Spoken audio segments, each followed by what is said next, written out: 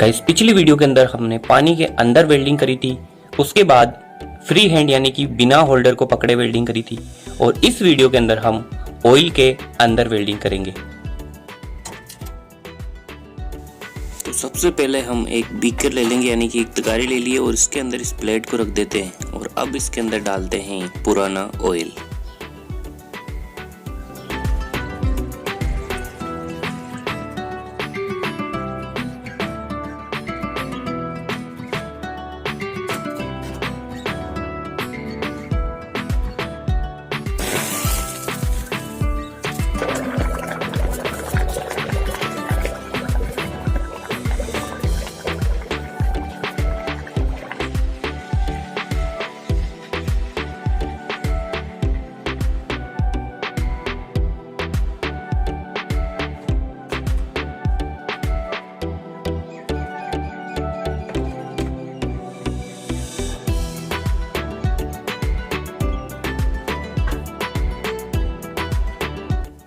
तो गाइस यार ऑयल के अंदर वेल्डिंग करना पॉसिबल है और हमने ये चीज़ कर दिखाई, और नेक्स्ट वीडियो के अंदर हम डीजल के अंदर वेल्डिंग करके दिखाएंगे।